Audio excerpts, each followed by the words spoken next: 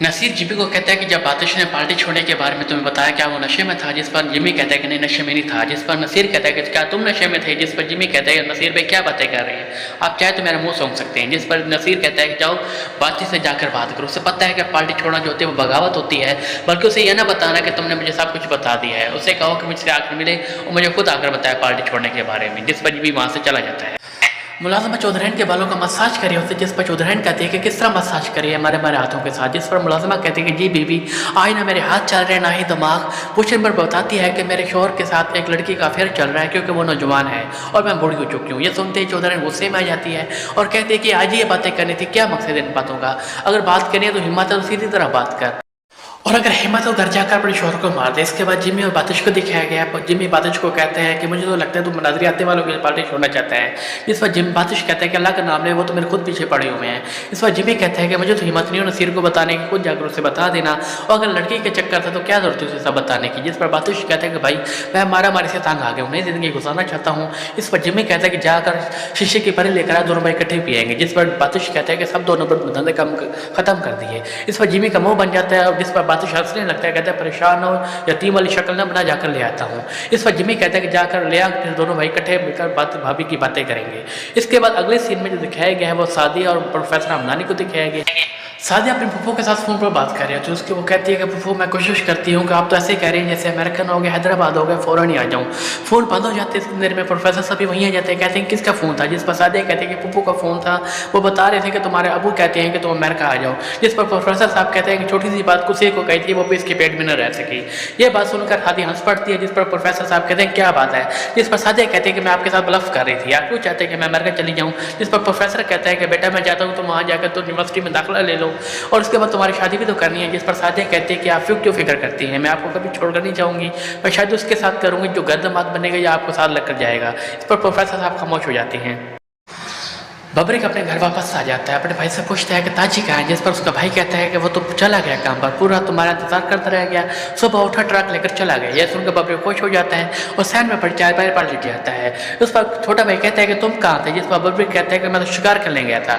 इस पर दूसरा भाई छोटा भी आ जाता है, वो कहता है तुम शिकार करने नहीं गए थे बल्कि पूरा तुम अरशद की दुकान पर सोए हो। इतनी देर में उसका भाई एक दरवाजे को लाकर पर लगा लेता है, वापस आकर कहता है कि ताजी आज जो हमने शिकार को पकड़ लिया। ताजी का नाम सुनकर बबरिक परेशान हो जाता है और कहते हैं कि ओए कमबख्तो तुम अल्लाह के घर सिपारा पढ़ने जाते हो और बड़े भाई को धोखा देते हो। इतनी देर में ताजी भी वहीं आ जाता है और कहता है कि इन्होंने तुम्हें धोखा नहीं दिया बल्कि मुझे मौका दिया है। इस पर बबरिक कहते हैं कि ताजी आपको पता है कि जवान पीढ़ी पर हाथ उठाना शरीयत में नहीं है। जिस पर ताजी गुस्से में जाता है और कहते हैं कि चुप करो, बकवास ना करो, बड़े आए मुला बगदादी, अब बनो पठान, अब करो गुस्सा और चल नर मुर्गा बन जा। जिस पर बबरिक जो होता है मुर्गा बन जाता है, उसका छोटा भाई उस पर हंसते हैं। इसके बाद बातिश को दिखाया गया जो नसीर भाई से मिलने के लिए उनके ऑफिस जाता है। नसीर कहता है कि बातिश देख तूने काफ़ी मुश्किल में डाल दिया, जब आज़म भाई को पता चलेगा तो काफ़ी दुखी होंगे क्योंकि वो तुझसे काफ़ी मोहब्बत करते हैं। जिस पर बातिश कहता है कि नसीर भाई आप दो रिश्ते मुझसे नहीं निभाई जाती, अब मैं नई ज़िंदगी गुजारना चाहता हूँ। जिस पर नसीर कहता है कि बातिश तुझे पता है कि पार्टी छोड़ना जो होती है वो गद्दारी होती है। बहरहाल काफ़ी सरशोपन के बाद नसीर जो होते हैं वो बातिश को इजाज़त दे देता है, कहते हैं जा मज़े कर, शादी कर, अपने जैसे खूबसूरत बच्चे पैदा कर। जिस पर बातिश मुस्कुराता और कहता है शुक्रिया नसीर भाई। इस पर नसीर कहता है कि मेरी बात मानेगा। इस पर बातिश कहता है कि जी भाई बोलिए। जिस पर नसीर कहता है कि देख शादी के बाद ये शहर छोड़ दियो, वरना तो न तुझे माजिद छोड़ेगा ना ही ये पार्टी वाले छोड़ेंगे, जैसे जैसे वक्त गुजरेगा तो भी भूल जाएगा और पार्टी वाले तुझे भूल जाएंगे। जिस पर बातिश कहता है ठीक है ओके हो गया भाई, जिस तरह आप कहेंगे वैसे ही करूँगा। इस पर वो आपसे चला जाता है। फसी अपने दोस्त के बुलाने पर एसएसपी ऑफिस जाता है। वहाँ पर उसका दोस्त कहता है कि देख तू वादा कर अंदर जाकर कोई तो बात नहीं करेगा। जिस पर फसी कहता है कि मैं अंधेरे में तीर नहीं चला सकता, पहले कुछ डिटेल तो बता। जिस पर उसका दोस्त कहता है कि अंदर वही एमपी आया हुआ है जिसके साथ तेरा फटा हुआ था। इस पर फसी गुस्से में आ जाता है और कहता है कि मुझे उससे कोई माफ़ी नहीं मांगनी। फसी वहाँ से जाने लगता है तो उसका दोस्त उसको रोक लेता है और कहता है कि वो तुझसे माफ़ी मांगने आया हुआ है। यह सुनकर फसी उसके साथ अंदर रूम में चला जाता है। वहाँ एमपी बैठा होता है। एमपी कहता है कि कोई भी जंग उसका एंड जो होता है वो सुलह की सूरत में होता है, फतह और शिकस्त की सूरत में नहीं होता। एसपी साहब का भी मुझे फ़ोन आया था, वो कह रहे थे कि सर मामला रफा दफा करती हैं तो मैं भी सुलह सफाई के लिए तैयार हूँ, बस शर्त यह है कि ये मुझसे माफ़ी मांग ले।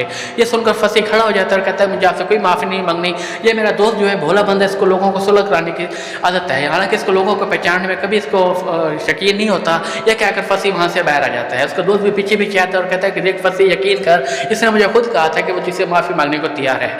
इस पर फसी कहता है कि देख मुझे तुझ पर यकीन है लेकिन इस पर नहीं।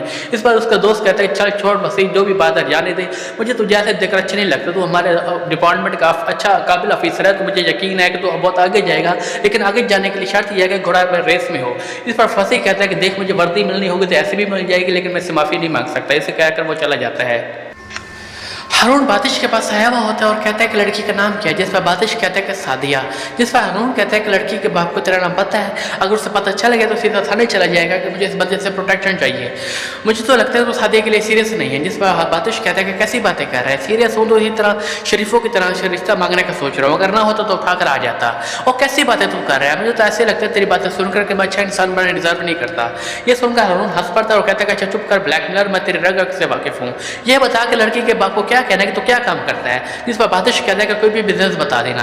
अभी दोनों की बातें चल रही होती हैं कि नसीर का फोन आ जाता है। नसीर का फोन कॉल अटेंड करता है बातिश, जिस पर नसीर कहता है क्या हाल है दुल्हे मियाँ। जिस पर बातिश कहता है कि नसीर भाई अभी दुल्हे में ये कहाँ, अभी तो सिर्फ बातचीत चल रही है। जिस पर नसीर कहता है कि आजम भाई कहते हैं कि अगर सुबह को बुला शाम को वापस आ जाए, उसे भूला नहीं कहते, उसे बातिश कहते हैं। मैं तो कहता हूँ कि अभी भी वक्त है तो वापस आ जाए, छोड़ दे शादी वादी।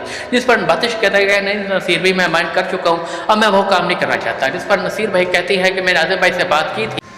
पहले तो शाह साहब नाराज़ हुए, फिर काफ़ी सारे गालियाँ दी और फिर राज़ी हो गए।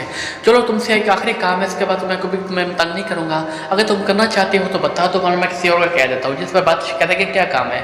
जिस पर नसीर कहता है कि एक टारगेट है, काफ़ी अर्से से पार्टी और भाई साहब का दुश्मन है, आजकल काफ़ी ओवर हो रहा है, भाई साहब कह रहे हैं कि इससे पहले ज़्यादा ओवर हो जाए इसको ऊपर पहुँचा देते हैं। जिस पर बातिश कहते हैं कि आप फिक्र न करें, मैं अभी ये कर देता हूँ। जिस पर नसीर कहता है कि सुबह तुम्हें जिम्मी पिक कर लेगा। अगली सुबह जुम्मे बातिश को टारगेट के लिए पिक करता है तो बारिश आ रही होती है। जिन तरफ जिम्मी कहता है कि बारिश आ रही है, मुझे नहीं लगता कि टारगेट निकलेगा, और मुझे ये बता कि जब तू शादी के लिए पार्टी छोड़ा तो खाएगा कहाँ से। जिस पर बातिश कहता है कि कोई ना कोई काम कर लूँगा। जिस पर जिम्मी कहता है कि मुझे हंसी आ रही है लेकिन मैं दबाने की कोशिश कर रहा हूँ। जिस पर बातिश कहता है कि अपनी हंसी दबाने वाला तुझे दबा लूँगा, कोई ना कोई बात करने के काबिल भी नहीं रहेगा। जिस देर में टारगेट निकल आता है बाहर, बात जिम्मी कहता है वो देख टारगेट। बातिश वहाँ उसको मारने के लिए जाते तो आगे देखते तो प्रोफेसर हमदानी साहब खड़े होते हैं। हमदानी को देखकर बातिश अपना औजार वापस जेब में रख लेता है, वापस आ जाता है। इसके बाद जिम्मी कहता है कि क्या हुआ। जिस पर जिम्मी बातिश कहता है कि तुझे पता था कि वो प्रोफेसर साहब थे। जिम्मी बातिश के साथ बहस करने लगता है और कहता है कि भाई का दुश्मन हमारा दुश्मन। वो आखिर में उसको गोली मारने लगता है, लेकिन बातिश उसको गोली मारने से पहले जिम्मी को मार देता है, जिससे जिम्मी मर जाता है। यहीं पे एपिसोड का एंड होता है।